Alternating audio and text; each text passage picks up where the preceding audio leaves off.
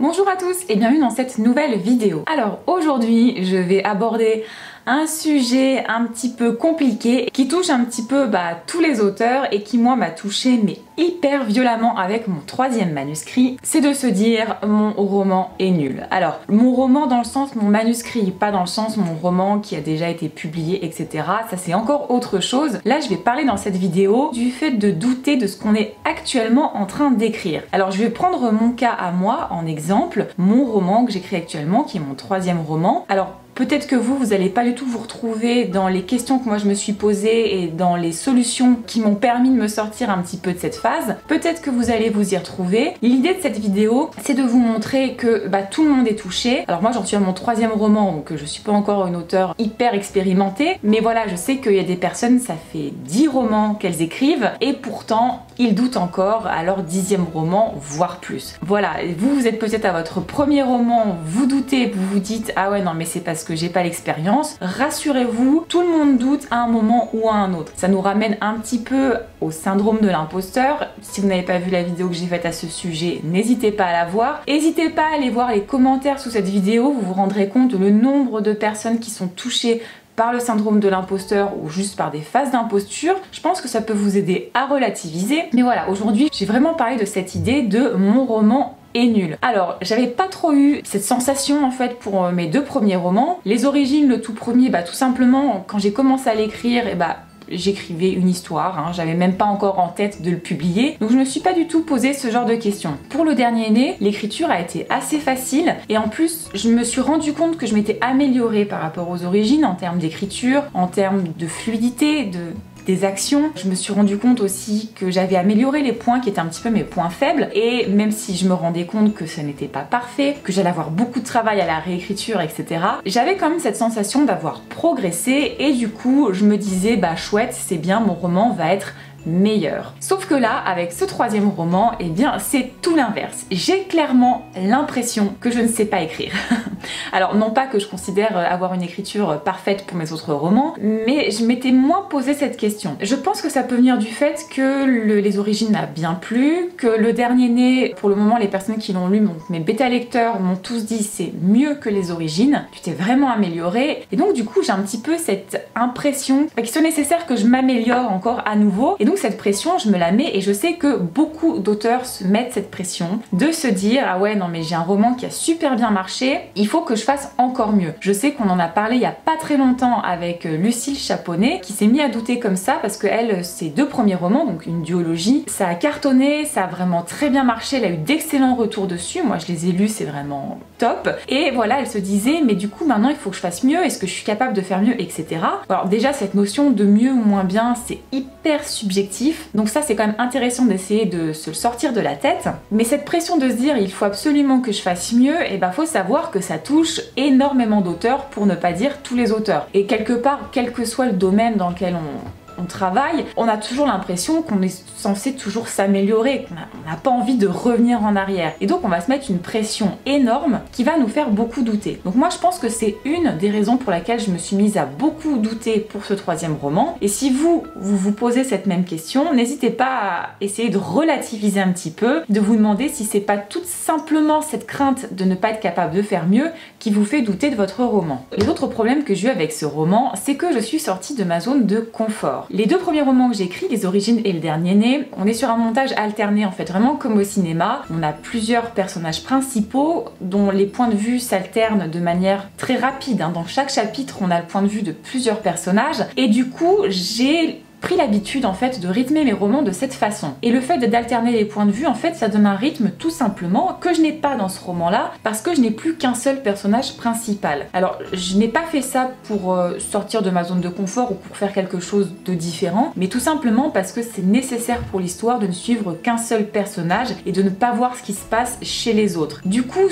juste ce petit détail, ça me fait remettre en question énormément de choses. Donc des fois de changer, ne serait-ce que le temps ton auquel vous écrivez, changer les points de vue, etc. Ça peut absolument vous faire énormément douter, tout simplement parce que vous n'êtes plus dans votre zone de confort, dans ce que vous avez l'habitude de faire, peut-être quelque chose dans laquelle vous excellez en fait, tout simplement. Je suis pas en train de dire que j'excelle dans l'autre point de vue, mais bon voilà, c'est une façon de parler. Et donc là dans ce roman, on suit plus qu'un seul personnage et j'ai l'impression que mon roman clairement il est chiant. Voilà, je dis les choses telles qu'elles sont. J'ai vraiment l'impression que le lecteur va s'ennuyer en lisant, tout simplement parce que je n'ai plus cette alternance de point de vue. On est toujours avec le même personnage, en plus c'est pendant une pandémie, donc il y a un confinement à un moment, alors même s'il se passe énormément de choses pendant ce confinement, on est toujours avec un seul personnage, il est quasiment tout le temps dans un même lieu, normal puisqu'il y a un confinement, et donc du coup je me dis mais c'est pas possible, le lecteur va vraiment s'ennuyer. Et en fait je pense que c'est tout simplement parce que ça change de ce que j'ai fait précédemment, et en plus de ça, l'alternance de point de vue dans mes autres romans, c'est quelque chose qui a beaucoup plu, et donc je pense qu'inconsciemment je me dis ah ouais, donc ça c'est quelque chose que j'arrive à faire, et faut que je reste là-dessus parce que si je fais différemment je vais pas y arriver. Sauf qu'en fait j'en sais rien, si jamais je peux faire quelque chose de différemment qui sera peut-être tout aussi bien. Donc voilà, ça a été un petit peu un des petits soucis. L'autre questionnement que j'ai eu, c'est tout simplement en fonction de l'histoire, il y a un confinement, on reste dans le même lieu tout le temps, et donc je me suis dit mais le lecteur en fait va vraiment s'ennuyer en lisant. Voilà, ça a été beaucoup de questionnements à ce niveau-là. L'autre chose qui m'a fait douter, alors vous allez vous dire que j'ai plein de choses qui me font douter, mais je vais toutes vous les dire, comme ça peut-être que si jamais vous vous retrouvez dans une de ces choses, ça vous permettra peut-être de relativiser ou de vous débloquer ou de vous poser certaines questions. En fait, dans mes deux précédents romans, il y avait un élément déclencheur en fait dès le début. Dans les origines, c'est hyper marqué parce que l'un des personnages principaux, le plus important quand même, en fait, l'action commence après l'élément déclencheur. C'est-à-dire que quand il se réveille en fait dans une pièce, il sait pas comment il est arrivé là, etc. Donc l'événement, il s'est passé quelque chose qui l'a conduit à être dans cette pièce, c'est passé avant, donc on est directement dans l'action en fait. Tout de suite, on est sur, il y a eu un problème, et donc on va tout de suite être sur le personnage, il va avoir un objectif en fait dès le début, qui va être de savoir ce qui lui est arrivé, de s'échapper, etc. Ça va évoluer au fil du roman, mais tout de suite, on a un personnage qui a un objectif. Dans le dernier né, c'est pas exactement le même schéma, mais très rapidement on va se rendre compte que les personnages ont des objectifs concrètement, et assez rapidement il va y avoir un élément déclencheur qui va entraîner toute la suite des péripéties, comme dans la plupart des romans. Donc déjà on a deux schémas un petit peu avec les deux premiers romans, mais toujours est-il qu'il y a rapidement quand même quelque chose qui se passe, voire tout de suite pour les origines. Et dans ce roman-là, en fait, on démarre avec des personnages qui n'ont pas d'objectif. Enfin, qui n'ont pas d'objectif au sens littéraire, hein. C'est pas juste que c'est des personnes qui n'ont rien envie de faire. Ils sont dans une situation assez normale, et en fait, les choses vont se mettre en place très lentement, en fait. Et grosso modo, l'élément déclencheur, qui va donner un but réel et concret au personnage principal, va arriver à la fin du roman. Parce que c'est un roman qui va être en 2 tomes, c'est une duologie, et grosso modo l'événement déclencheur va arriver à la fin donc de ce premier tome, et donc le deuxième tome lui sera beaucoup plus basé sur l'action, et donc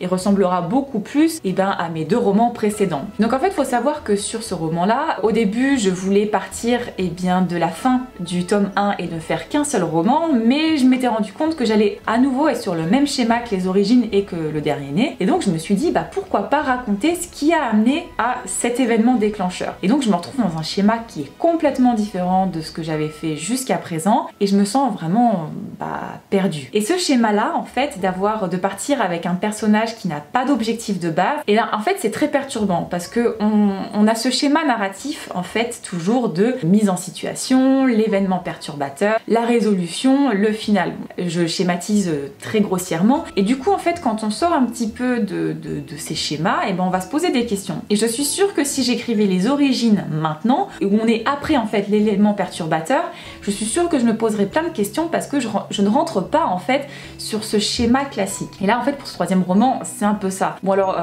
rassurez-vous, il y a plein d'autres petits éléments au fur et à mesure de ce premier tome, il se passe quand même beaucoup de choses, mais le réel objectif de mon personnage va arriver à cause de l'événement qui va se passer à la fin. Et donc ça m'a fait énormément douter, et donc voilà, je voulais vous en parler parce que je sais qu'il y a plein d'auteurs, souvent quand on débute, et qu'on voit des schémas en fait qui se répètent systématiquement dans les romans. Alors faut pas se leurrer, hein, s'il y a des schémas qui se répètent tout le temps, c'est aussi que ça marche, c'est aussi parce qu'il y a des codes. Quand ils sont respectés, ça permet de simplifier les choses, ça permet au lecteur de plus facilement s'immerger dans l'histoire, ou alors tout simplement de mieux comprendre les choses. Mais en fait, il y a énormément de façons de raconter une histoire, il y a énormément de façons de rédiger un livre. Ça me fait penser à un truc tout bête. J'ai souvent la question du combien de chapitres il doit avoir dans un roman, combien de temps doivent durer les chapitres, etc. Il n'y a pas de règle. Moi personnellement, mes chapitres sont très courts et très réguliers parce que en fait c'est ce que j'aime bien lire en tant que lectrice. Mais il y a des personnes qui vont avoir des chapitres très longs ou alors des chapitres absolument pas réguliers. Et il y a même des romans qui n'ont pas de chapitres. Donc voilà, il n'y a pas de règle. Mais toujours est-il que lorsqu'on écrit, lorsqu'on débute ou pas, comme c'est mon cas, moi c'est mon 3e roman, donc je pense pas pouvoir parler de moi comme d'une auteure expérimentée, mais j'ai plus d'expérience que quelqu'un qui commence seulement à écrire, forcément. Et ben voilà, dès qu'on va faire quelque chose de différent par rapport à ce qu'on a l'habitude de faire ou par rapport à ce qu'on voit autour de nous, et ben on va se remettre énormément en question. Et donc quand je suis arrivée comme ça à me remettre beaucoup en question, à me dire mais c'est pas possible, mon manuscrit il est nul, etc. Alors je me suis interrogée sur pourquoi je trouvais mon roman aussi nul. J'en suis arrivée à tous les éléments que je vous ai cités précédemment. Et donc là je me suis dit, qu'est-ce que je fais ?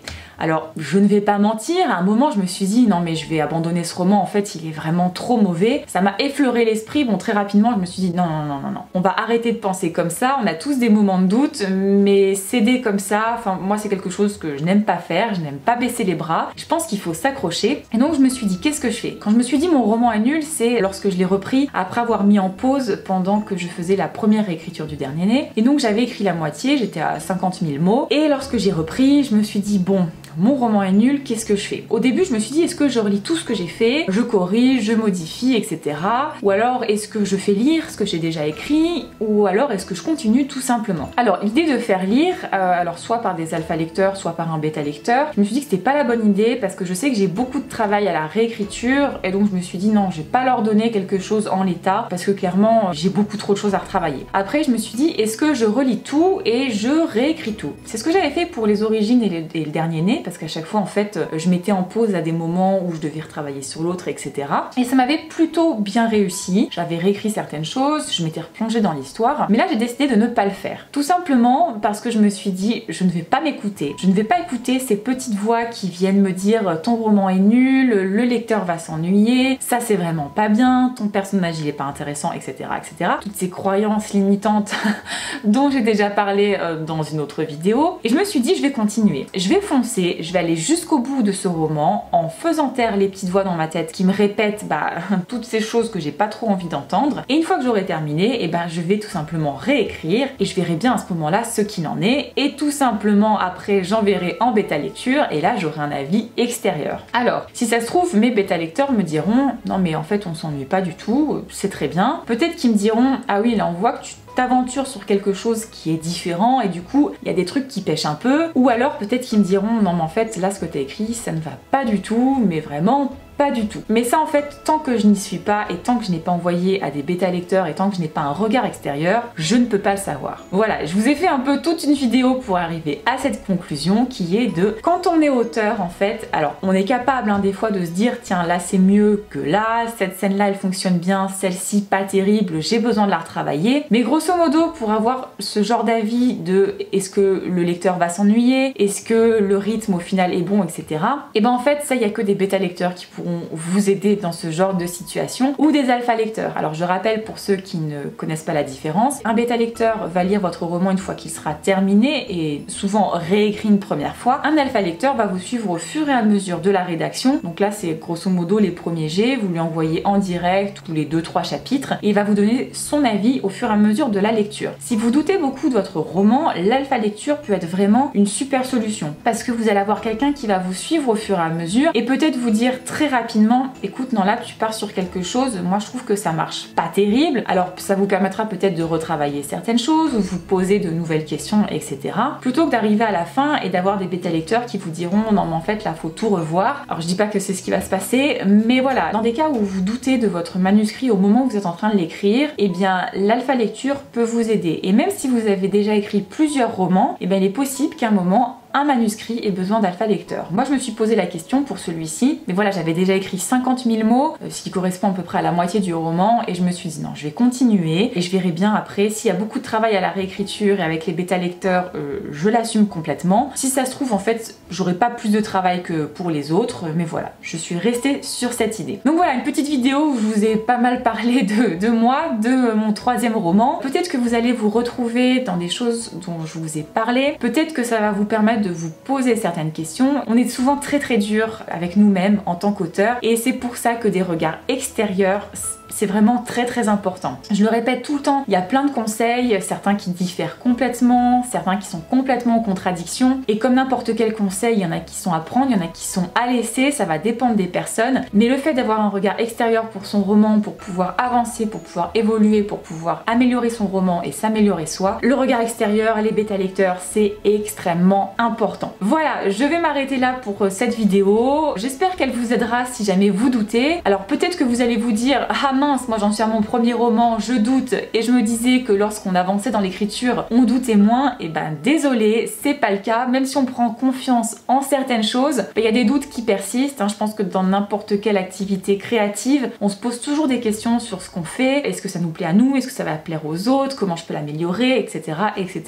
Essayez de relativiser. Dites-vous que dans tous les cas, n'importe quel premier jet, il y aura des choses à travailler. Donc ne vous inquiétez pas si lorsque vous relisez des fois une scène, vous vous dites waouh, celle-là elle marche pas du tout. C'est le cas de tout le monde en fait. Il n'y a aucun premier jet qui, une fois qu'il est terminé d'écrire, peut être publié.